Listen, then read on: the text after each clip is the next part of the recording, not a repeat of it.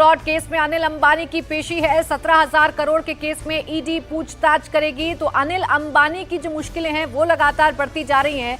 ED ने पूछताछ के लिए समन किया था और इसी पूछताछ में शामिल होने के लिए अनिल अंबानी ईडी के दफ्तर पहुंच गए हैं। लोन फ्रॉड केस में उनसे पूछताछ की जाएगी। 17,000 करोड़ का ये केस है जिसमें ईडी अनिल अंबानी से तमाम सवाल जवाब करेगी, तमाम सवालों के जवाब जानने की कोशिश करेगी। तो ईडी का शिकंजा अनिल अंबानी पर लगातार कसता जा रहा है। लोन फ्रॉड का ये पूरा केस जिसमें अनिल अंबानी से पूछताछ के लिए ईडी ने समन किया था। 17,000 करोड़ के बैंक लोन घोटाले में ये पेशी ईडी के दफ्तर में हो रही है। इससे पहले 24 जुलाई को भी मुंबई में अनिल अंबानी के अलग अलग ठिकानों और उनसे जुड़े अलग अलग लोगों के ठिकानों पर छापेमार कार्रवाई को ईडी की टीम ने अंजाम दिया था और उसी के बाद अनिल अंबानी को एक समन जारी किया गया था जिसमें यह कहा गया था कि 5 तारीख को ईडी के दिल्ली दफ्तर में आपने पहुंचना है जहां आपसे पूछताछ की जाएगी। दरअसल येस बैंक से लोन लिया गलत तरीके से रिश्वत देकर और उसके बाद उन पैसों को कहीं और ट्रांसफर कर दिया गया। हमारे सहयोगी अतुल भाटिया इस वक्त हमारे साथ जुड़ चुके हैं।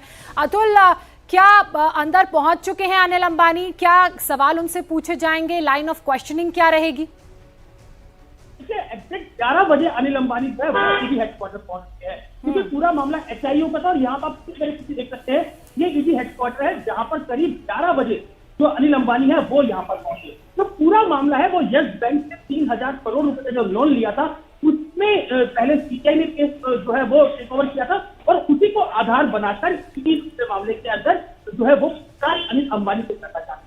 पूरा मामला जो है उसके अंदर जो 3,000 करोड़ और 14,000 करोड़ लोन जो है वो रिलायंस कंपनी ने लिए थे जो अनिल अंबानी की कंपनी है और 3,000 करोड़ के लोन के मामले में जो जानकारी आया है कि लोन बाद में अप्रूव हुआ लेकिन ये पहले ही डिस्पैच जो है वो अनिल अंबानी को कंपनी को कर दिया गया और इसके अंदर हमने देखा ने कई स्थानों पर रेड की थी, कई लोगों से पूछताछ की थी और जो बैंक गारंटी दी गई थी उस पर भी एक शख्स को गिरफ्तार किया गया था। तो 8-5 अगस्त का नोटिस जो है वो अनिल अंबानी को दिया गया था। पूछताछ ऐसे 11 बजे हेडक्वार्टर अनिल अंबानी पहुंचे हैं मुंबई वो दिखते थे। तो अब लंबी पूछताछ बिल्कुल ठीक है अतुल। देखिए लगातार अब अनिल अंबानी की जो मुश्किलें हैं वो बढ़ती जा रही हैं और मुश्किलें इस कदर बढ़ रही हैं कि अब उन्हें ईडी के दफ्तर पहुंचना पड़ा है। ईडी के दफ्तर वो 11 बजे पहुंच गए, उनसे पूछताछ शुरू हो रही है और तमाम जो सवाल हैं इस केस से जुड़े हुए वो ईडी आज अनिल अंबानी से पूछेगी। लेकिन अतुल, जिस तरीके से बीते कई दिनों से हम ईडी की कार्रवाई देख रहे हैं, चाहे उनके ठिकानों पर छापेमारी करना हो,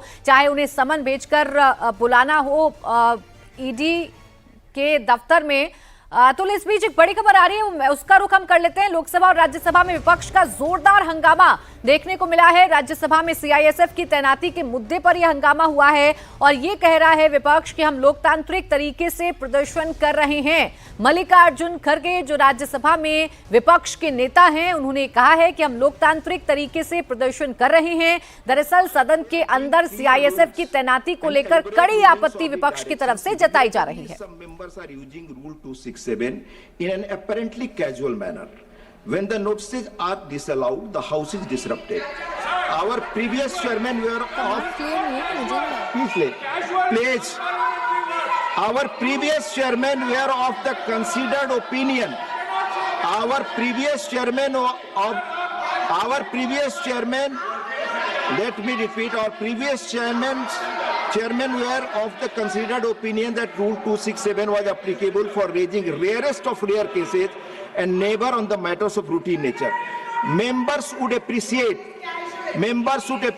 that between the year 2000 to 2004, no 267 notices were allowed.